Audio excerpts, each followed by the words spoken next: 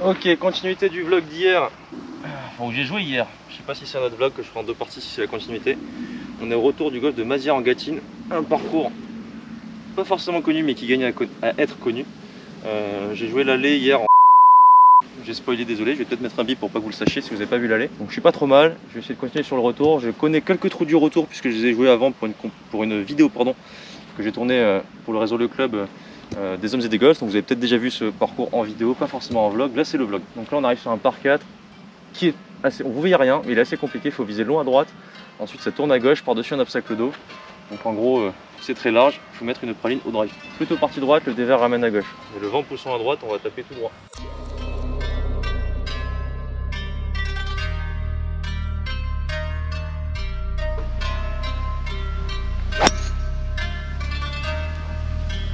Ok, je peux pas faire mieux, pas fermer.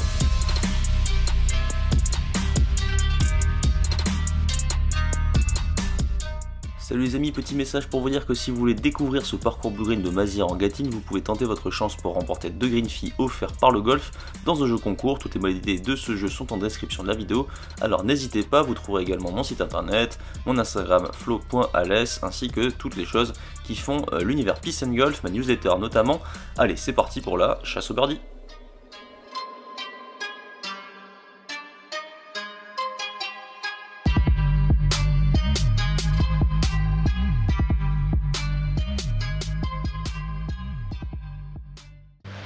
Bon, j'ai encore 135 mètres alors que j'ai mis un très bon drive, donc c'est vous dire que ce trou est quand même assez costaud en termes de longueur. Et là je ne suis pas gêné par l'arbre, 10 mètres de moins, l'arbre était devant moi. Donc là il faut vraiment jouer loin à droite, le second coup quoi qu'il arrive est compliqué, en pente avec une longue canne pour la plupart des joueurs. Certains pourront l'attaquer d'ailleurs plutôt en 3 si vous n'avez pas la distance parce qu'il y a un grand coup par-dessus l'obstacle d'eau. Donc si vous êtes joueur bogué, franchement je pense que jouez-le à droite en 2, attaquez tranquillement en fonction de votre distance évidemment. Si vous êtes un joueur puissant ça va aller. Et on va plutôt faire ça comme ça, si vous êtes un joueur puissant, vous pouvez tenter de l'attaquer en 2. Mais ça va vraiment dépendre de si votre coup est facile ou pas. Bon pour moi ça va, 135 mètres, mettre un plein coup de pitch.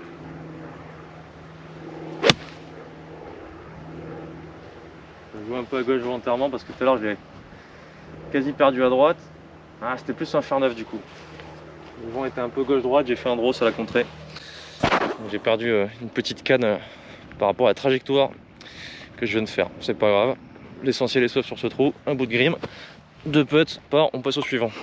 Ok, mon putt très long, mais sans grande pente. Il y a beaucoup de putts comme ça ici. Les greens ont des plateaux, mais sont très très grands, avec des zones plutôt plates, avec des pentes légères, mais qui sont bien présentes. Donc là, il faut que je vise un peu à gauche, elle va glisser toute seule. Ou pas. Oh, j'imagine des pentes qui n'existent pas. Très particulier ces greens, c'est pas facile en fait. Là en plus on est en plein soleil donc il n'y a aucune, on va dire, il n'y a pas beaucoup d'ombre. Du coup quand c'est plein soleil comme ça avec des lumières crues, c'est pas forcément facile de bien lire les pentes en fait. Coucher de soleil et tout, du coup avec les contrastes, je vais trouver mon mot. Avec les contrastes c'est quand même plus facile. Il y a peu de contrastes donc pour lire les pentes c'est pas facile. On le voit grossièrement mais il faudrait que j'y prête un peu plus d'attention. Comme hier en somme.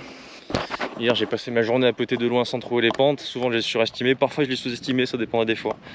Donc j'appelle ça des faux greens faciles. C'est des greens faciles, vous allez prendre rarement des énormes breaks qui vont emmener votre balle à 4 mètres parce qu'il y a des pentes énormes etc. Mais vous avez vite fait de vous laisser des putts de 1,50 m, 3 mètres après un chip ou un putt parce que le dosage n'est pas facile quand il y a peu de pente. Et finalement, vu que visuellement c'est pas très clair, donc quand il n'y a pas de choses très claires au cerveau qui apparaissent directement, parfois on fait des petites erreurs. C'est aussi simple que ça. Donc quand un green est plat, c'est un green qu'il faut d'autant plus regarder, je pense. On va arriver au numéro 11. C'est le monstre du parcours. L'enchaînement 10, 11, 12, même 9. 9, 10, 11, 12, c'est vraiment la main corner ici. On va rajouter même le 14 ou le 13 qui a un trou qui peut être assez terrible pour les joueurs bogués. Parfois vous verrez tout à l'heure. Et là, pour ce qui nous intéresse, 369 mètres. Et bim, 369 mètres, un énorme dévers qui va à gauche aux alentours de 260 mètres je pense. Je vais taper un drive.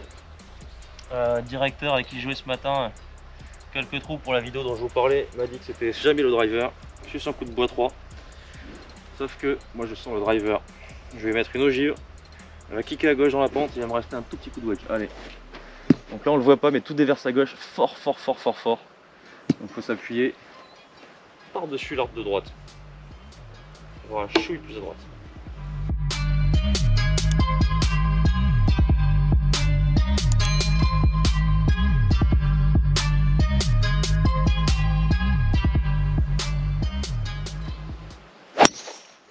Ah, j'ai eu peur encore. Je suis de nouveau beaucoup trop à droite. Donc là, je vais vous expliquer ce qui se passe. Je vais faire une balle qui part à droite, on est d'accord, que je bloque à droite. Simplement, je ne sais pas si vous avez capté, mais le départ est un petit peu comme ça. Donc en fait, si je m'oriente à droite, j'ai un angle où je suis non seulement avec la balle plus haute, mais aussi avec l'épaule droite un peu plus basse que l'épaule gauche. Donc tout ce qui va, on va dire, être un peu trop bloqué, va vite se mettre dans le sens de la pente et rester bloqué en fait à droite, ce que j'ai fait. Et si je joue tout droit et que je relâche un petit peu trop, le draw va venir assez rapidement. Donc là, c'est un coup en pente au départ. Ça joue pas à grand chose, c'est juste quelques degrés, mais ça peut suffire pour, en termes d'axe, trouver le bon axe est très compliqué. On a un coup qui est tout droit, mais on doit viser 2 biais en se mettant partie gauche, avec un départ qui est légèrement en pente.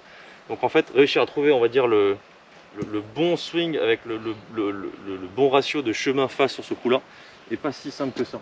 La réalité, je pense qu'une fois qu'on le joue pas mal de fois, on se rend compte que c'est pas si compliqué. Une fois qu'on la pousse à droite, ça va, et qu'on la retrouve en fait. Une fois qu'on le sait, je pense qu'on assume un peu plus le fait de la faire tourner à gauche.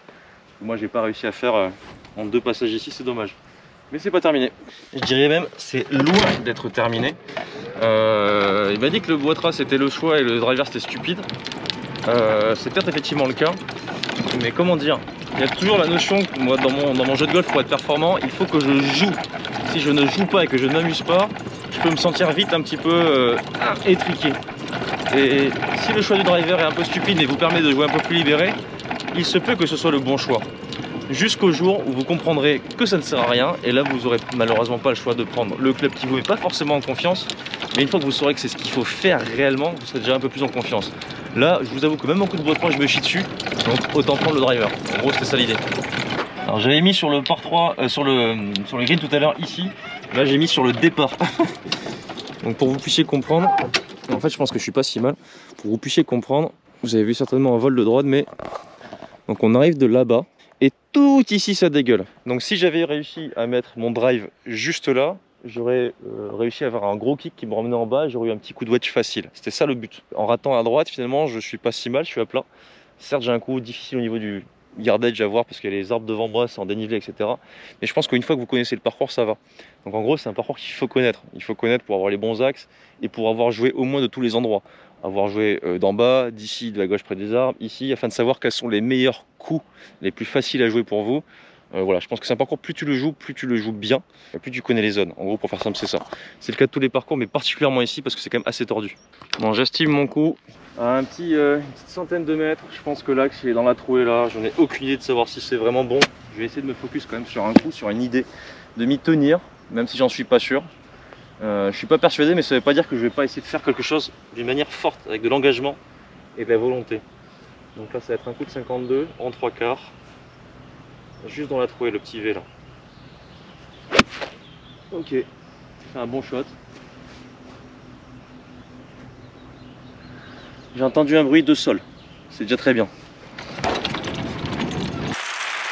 Oh, c'est même très bien. Bon, je sais pas si on peut dire que c'est le trou signature ici, mais en tout cas c'est un trou très marrant, on va dire ça comme ça, avec le hors limite tout le long à gauche. L'obstacle d'eau à droite si on finit court. Donc le coup que j'avais, même s'il est impressionnant, si on a le bon yardage, regardez, le green il fait 50 mètres de long. Donc en réalité c'est plus une question de yardage sur ce second coup plutôt que de direction. Mais vu qu'on est en biais, le yardage, imaginez, je fais la même distance plus à gauche, t'es pas loin du hors limite. Donc en vrai c'est soit on joue court à gauche, plus on joue à droite, plus on va jouer une canne longue et plus c'est dangereux. Donc c'est vraiment un parcours où je pense que sur ce trou, il vaut mieux jouer cette partie gauche quoi qu'il arrive. La partie droite là-bas on l'oublie, elle est trop lointaine, trop dangereuse. Sauf si on connaît parfaitement cette distance et le parcours, mais en vrai c'est chaud. Là j'ai un peu de birdie faisable.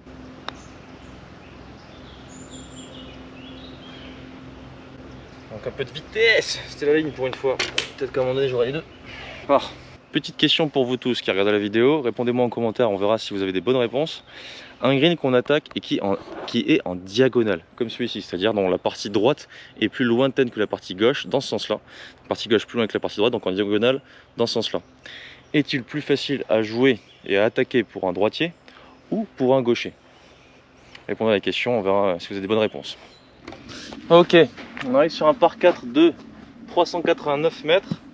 Je me fais face à une problématique qui pourrait vous arriver si un jour vous jouez seul sur le parcours et que vous n'avez personne à côté de vous à qui demander un tee. Je n'ai plus de tee, aucun tee autour du départ pour m'aider à surélever un peu la balle. Donc là-bas, je vais taper un grand coup de drive que je vais faire, hein, vous le voyez, mais avec un tee. J'aurais pu faire le show du bois 3, mais là pour le coup, j'ai envie de faire un petit drive off deck. On va essayer d'aller choper le grand arbre là-bas, l'axe du grand arbre, elle devrait kicker à gauche et ensuite faire le taf toute seule en roulant.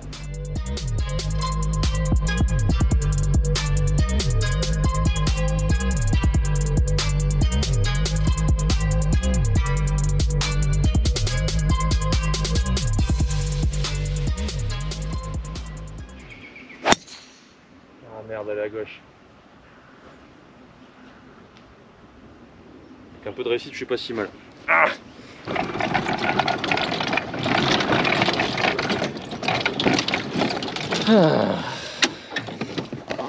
j'ai une sœur très bien.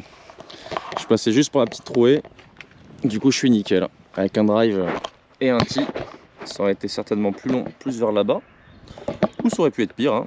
En tout cas, je suis en vie. 135 mètres, ça va être encore un coup de pitch. Inutile de vous dire que pour la performance, il vaut mieux avoir des tees. Hein. J'en avais pas mal, je les ai tous pétés. Malheureusement, hier et ce matin. Il ne me reste plus, mais ça va pas empêcher de faire des birdies. Il n'y a pas de problème, il n'y a que des solutions. Ah purée. Tombe. Je suis embarqué par la pente, c'est un mauvais coup. Joueur de draw, pente droite-gauche, petit club, tout emmène à gauche, je le sais, donc il faut que je m'appuie beaucoup plus à droite que ça. Et là j'étais encore sur le fait de me dire putain j'ai pas de tee, il faut que j'en trouve un. Et voilà, finalement ne pas avoir de tee ça ne dérange pas forcément la mise en jeu, ça peut déranger pour le coup d'après. S'il y a vraiment un truc à travailler ici, Mazières-en-Gâtine, ce sont les longs putts. Beaucoup de longs putts avec plateau. Énormément de greens sont soit plats, grands quoi qu'il arrive, très grands, parfois en largeur, parfois en longueur, parfois les deux. Et souvent coupés en deux par un plateau pas ultra marqué mais bien présent, assez long et assez, on va dire finalement assez conséquent dans la routine. Donc quand on a des putts comme ça, petit tips, imaginez vos putts en deux. À quelle vitesse je veux que ma balle arrive sur un point donné au sommet du plateau pour qu'elle fasse le reste de la roule pour arriver jusqu'au drapeau. Donc en fait sur un putt comme ça il faut s'imaginer la vitesse au point de passage au sommet du plateau. C'est ça votre gros focus en termes de dosage. Ensuite en termes de technique, vu que c'est un putt qui est long, on va éviter de mettre des à-coups en se disant faut que je tape fort parce qu'il y a un plateau. Là on est dans la réaction, on va être dans l'action, on va plutôt essayer d'imaginer, plutôt que d'être émotif à se dire faut taper fort sans monter avec un plateau, on va imaginer quelque chose de toujours au niveau des sensations finalement assez doux, assez ample et en laissant les poignets un tout petit peu mous pour faire un mini lag, ce qui va permettre de faire un geste doux et qui va accélérer en zone d'impact un peu comme un plein coup. On met du retard sur un putt, on appelle un lag putt. Donc comme ça permet de ne pas forcer, d'avoir un mouvement lent, mais d'avoir une bonne vitesse de tête de club à l'impact pour faire la distance nécessaire. Donc petit lag putt, j'imagine le point de passage avec le bon dosage. Et je laisse aller.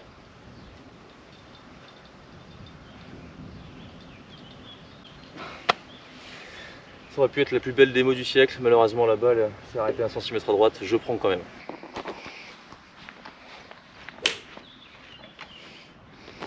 J'ai toujours dit qu'il devait faire les trous plus gros. Allez, 171 mètres, j'ai l'impression qu'il y a un petit vent contre, mais j'en suis pas sûr à 100% non plus. C'est comme les pentes ici, c'est tellement léger sur le vent là que du coup j'ai aucune foutue idée du sens dans lequel il souffle. Et le problème c'est qu'un petit vent contre et un petit vent avec, quand on cumule les deux, si on se trompe, parce que si on se trompe c'est ce qui se passe, si on part du principe qu'il est avec alors qu'il est contre et inversement, ben du coup même s'il est petit, ben on se trompe d'une bonne canne. Et là en l'occurrence 171 avec de l'eau à passer, si c'est vent contre c'est faire 5, si c'est vent avec, ou sans vent c'est plutôt faire 6. Donc là je vais mettre un fer 6, je pense que l'eau est quand même pas en jeu même avec un fer 6 si je fais un bon contact. On va taper plein drapeau. En étant un peu à droite je sais qu'elle va revenir mais je vais quand même viser plein drapeau.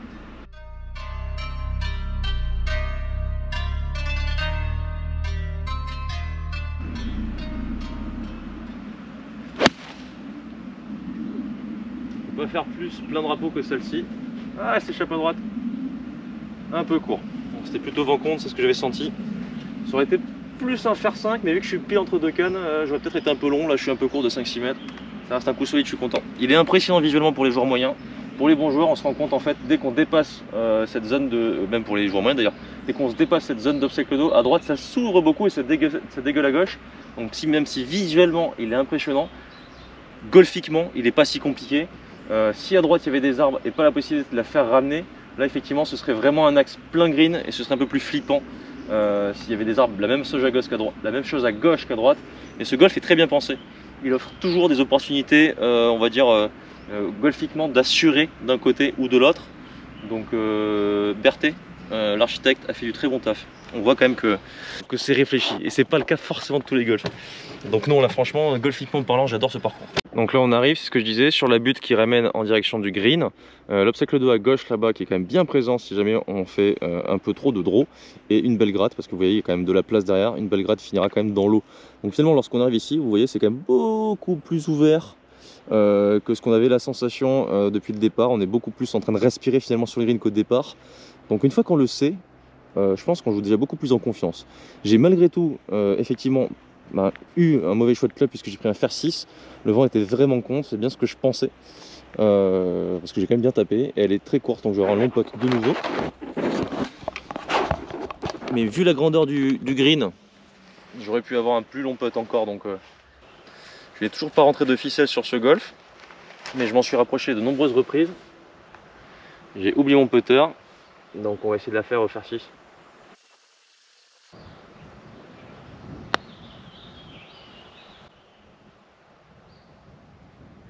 Quand la flemme n'altère pas la confiance.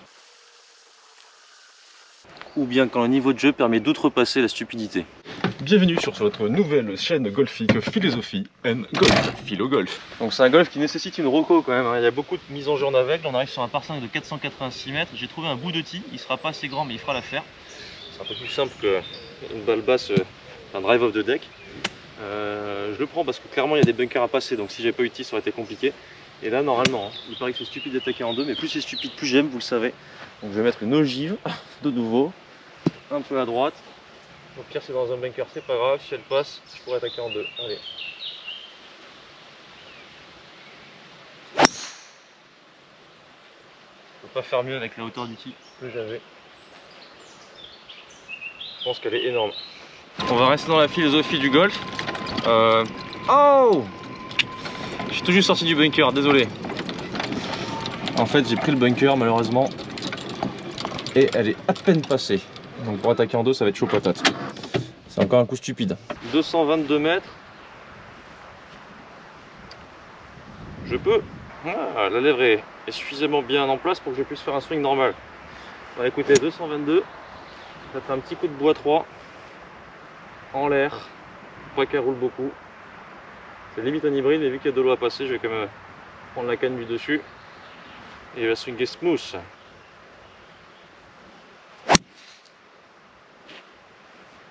Oh no.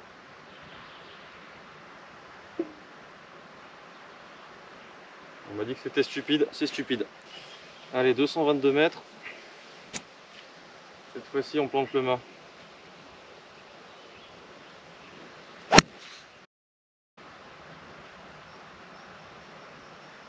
On va se faire une tin cup, hein.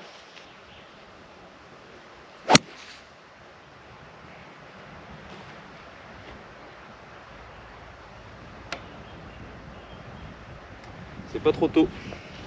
Leçon numéro 2, quand tu fais des trucs stupides, il finit toujours par t'y réveiller des trucs stupides. Avec beaucoup de réussite, ma balle est restée, la première, soit dans l'obstacle d'eau, soit elle est peut-être tombée, finalement elle est peut-être restée sous les branches, on va voir, parce qu'elle était limite. Hein. Bon, la deuxième, j'en parle pas, elle est full blast dans le milieu des bois, et la troisième, normalement, elle a glissé, elle est derrière le green, mais elle est restée. Donc la première, s'il y a une chance, c'est plutôt ici, ouais, c'est mort. C'est mort, c'est mort, c'est mort. Oh putain. Ah, c'est mort tous les jours. Dégoûté. Dégoûté. Ah. Ah. Ce serait obstacle d'eau à l'infini.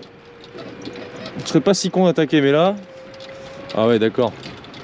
Parce que même la derrière, en plus, elle est dans l'eau derrière, je crois. Parce qu'elle a pitché avant green, c'était pas un bois 3, c'était un hybride. Mais non, mais sérieux quoi. Oh, elle est là. c'était jamais la canne. Le bois 3 était beaucoup trop puissant. J'aurais dû prendre un hybride avec le vent avec. Ah. Dans un monde parallèle, j'avais un tee et donc je passais le bunker au carry. La balle roulait, j'avais un fer 4 dans les mains. Mais vu qu'on n'est pas dans ce monde parallèle, je vais devoir chipper pour 1, 2, 3, 4, 5, 6. Je chip pour double bogey. Donc 1, 2 hors limite, 3 je drop. 4 hors limite, 5 je drop.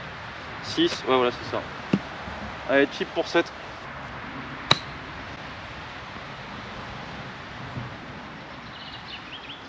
C'est un bon chip, mais elle n'est pas tout à fait donnée. Il y a un petit travail pour faire le trip. Directeur m'avait prévenu que c'était stupide d'attaquer ce green en deux parce qu'il y a de l'eau à droite, il y a de l'eau derrière, il y a du hors limite à gauche, donc en gros le green est enserré de choses pas cool. Et je lui avais dit mais moi tous les jours je l'attaque celui-là. Voilà, tous les jours je l'ai attaqué, je l'ai même attaqué 3 fois en une seule journée, donc super. Pote pour triple. Et un bon petit quadruple des familles. Oh. Bon, j'avoue celui-là il fait un peu mal. Dur. Dur parce que là je m'en veux un peu de ouf pour être honnête avec vous. Troisième leçon aujourd'hui, humilité. Se le raconter là en tapant des drives sentis, de peter au fer 6, mettre des bois 3 au bord des lèvres des bunkers. Non en vrai pour être très pragmatique, une bonne mise en jeu avec un tee, je pense que j'aurais pu faillir les bunkers et j'aurais pu me laisser un coup beaucoup plus simple que ce que j'ai eu là. Parce que depuis le rough avec le bois 3 elle est partie surfant. J'ai voulu la mettre en l'air pour qu'elle s'arrête vite, sachant que c'était peut-être pas la canne, c'était plus un hybride. Et du coup ça m'a fait refermer les mains 2 fois et 2 fois je la rate à gauche, donc c'était un peu con. Je pense qu'en poussant, c'est pas je pense, je poussais un coup de fer neuf, je me laissais un petit coup de wedge, je faisais le par voir le birdie tranquille. Donc voilà à quoi ça tient le golf. Parfois on fait des trucs stupides, complètement stupides, on s'en rend compte seulement après. Ça passe, je suis un magicien, ça passe pas, bah voilà, je viens de flinguer ma carte de score quasiment sur un trou. Je passe à plus 2, donc je passe de moins 2 à plus 2, donc là évidemment la fin de partie est plus tranquille. Mais là ce qui peut me rester dans ma partie si je termine, ce sera dommage, j'aurais fait une bonne partie sauf ce trou là qui stratégiquement n'a pas été bien joué. Je m'en veux pas pour autant, je suis là pour m'amuser, donc en soi on s'en fout, on compète. Par contre j'avoue, celle-là, j'aurais peut-être pas gardé le sourire après. J'ai insisté, je peux vous dire que si la troisième n'était pas en jeu, j'aurais pu insister longtemps. Heureusement elle est restée. J'ai presque sauvé un triple. On arrive sur un petit par 4, 340 mètres, de l'eau à droite. Donc là ça peut être coup de placement tout simplement, plein milieu. Ça déverse à droite, donc je vais mettre un mini draw pour contrer un peu le sens de la pente, pour pas qu'elle termine trop à droite. Je vais la faire galoper en faisant un stinger. Après un joli quadruple, on repart sur du old school baby.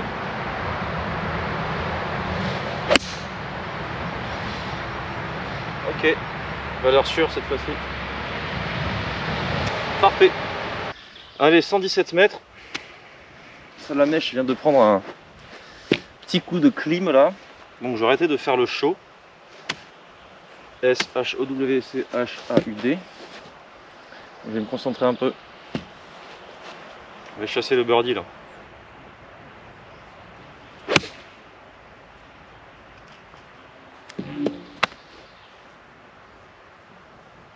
C'est une nullité ça. Je suis pas très bon aujourd'hui sur les lays en pente, il n'y a que ça et j'avoue que j'ai un petit peu de mal à gérer les sorties de balles. Je prends pas assez quand c'est en mode balle plus haute et je prends trop quand c'est balle plus basse. Donc il va falloir ajuster ça avant la fin parce que sinon à la base je voulais jouer sous le par. Ah c'est mal barré. Et la petite ficelle qui serait bienvenue là.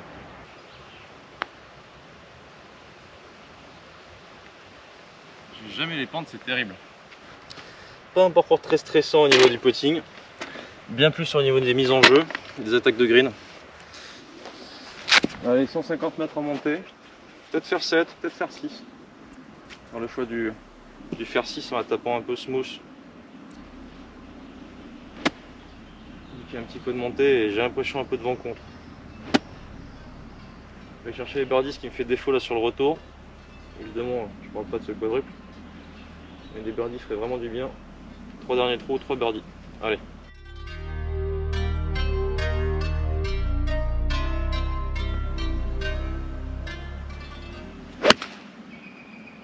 On va peut-être faire le premier là.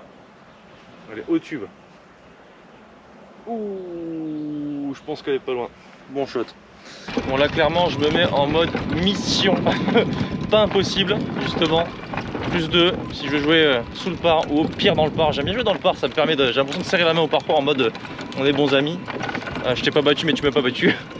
Là pour le coup j'ai fait l'abruti, j'étais en train de le maîtriser et tac. Il reste 3 trous pour essayer d'aller faire en sorte que je sois pas trop frustré. Je pensais que j'étais plus près. J'ai encore un petit 4-5 mètres, mais ça se rentre ici, les greens sont assez plats.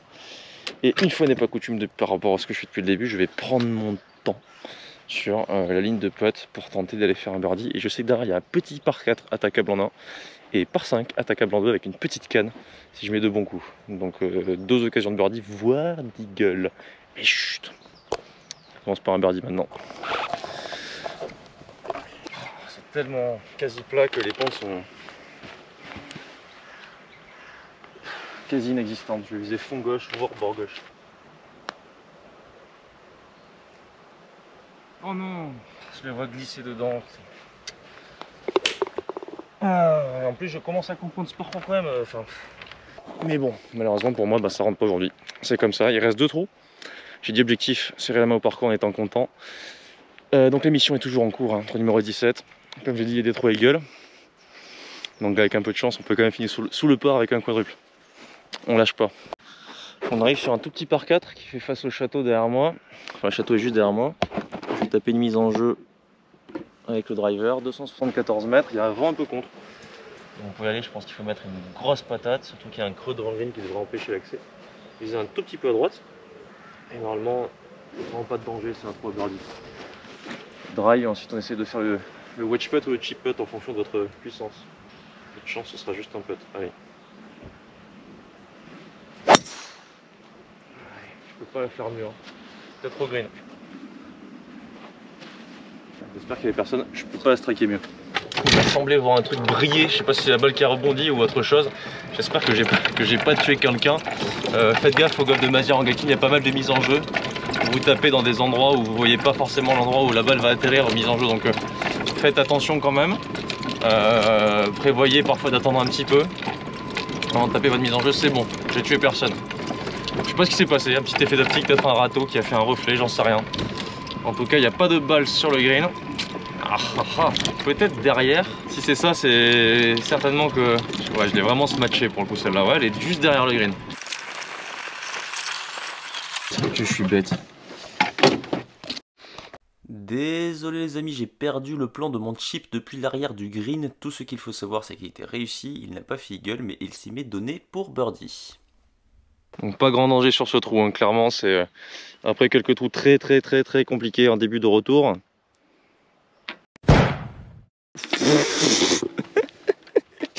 Vous avez vu le silence avant qu'elle rentre donné, mais avec un wedge à une main, pas sûr. Ouais, donc birdie, c'est cool. Birdie, il reste un trou à eagle, n'est-ce pas? On va essayer de terminer sous le par, c'est encore possible. Tout va dépendre vraiment de la mise en jeu sur le trou numéro 18. Donc là, 2 choix possibles. Le magnifique château hôtel en face ou par-dessus les arbres pour couper le double dogleg et ainsi transformer un par 5 de 443 mètres en par 4 qui fait 100 mètres de moins. Allez. Le trou numéro 18 est l'un des trous les plus importants en ce qui concerne l'architecture d'un parcours de golf. Il détermine l'état d'esprit que vous allez immiscer chez le golfeur avant qu'il ne rentre chez lui. Ce trou 18 de Mazières inspire la confiance si vous jouez safe, mais la crainte si vous jouez agressif. La frontière entre l'espoir de terminer fort et le désespoir de ne pas avoir su mettre son ego de côté pour assurer est très fine. Seuls les plus courageux et téméraires tenteront leur chance par la droite, ou les plus bêtes diront certains. Dans mon cas, je me laisse pas le choix, j'ai besoin d'un birdie pour finir dans le par, alors à l'attaque.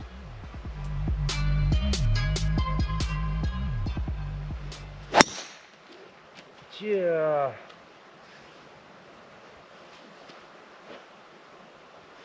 Je pense qu'elle est parfaite. Alors on arrive de tout là-bas, je suis ici, donc c'était limite, mais ça va. Je suis sur le fairway tout juste. On n'a pas sur le drapeau l'endroit où j'étais avec la voiturette, mais d'ici on le voit à peine sur la pointe des pieds en sautant quoi.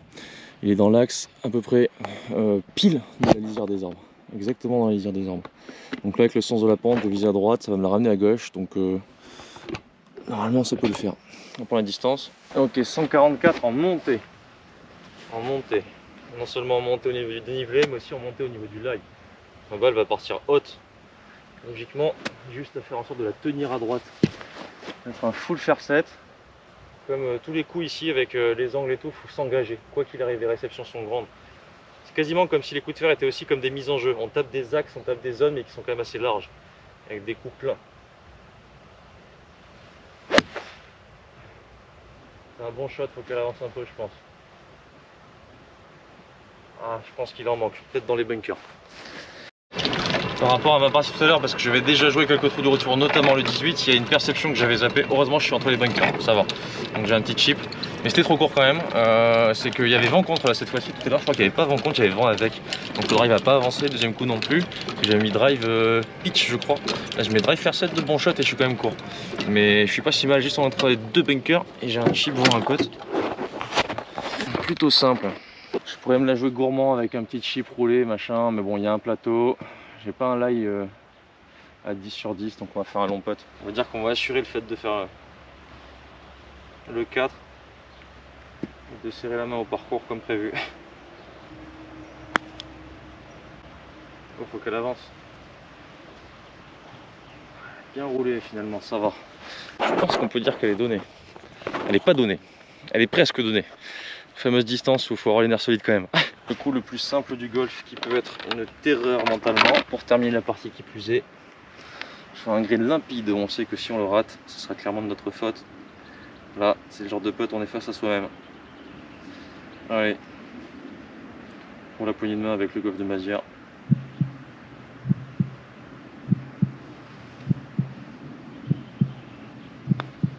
C'est bon. On se serre la main. Petit score dans le port avec un quadruple, tout ce qu'on aime. Histoire de dire, t'aurais pu m'avoir, mais je t'ai quand même bien eu. Allez, on est quitte. Quelles que soient les lumières, c'est très très beau. Avec l'entrée là, oh, j'adore. Coucou petit chat, je t'ai vu hier avec le drone. Je suis pas méchant. Oh.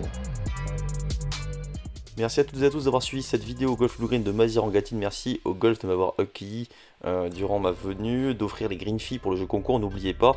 Et n'hésitez pas non plus à vous inscrire à ma newsletter pour ne rien rater des prochaines choses qui se passeront dans mon univers, c'est-à-dire programme, voyage, contenu vidéo, stage, etc. Je vous dis à très vite pour un prochain vlog. Salut!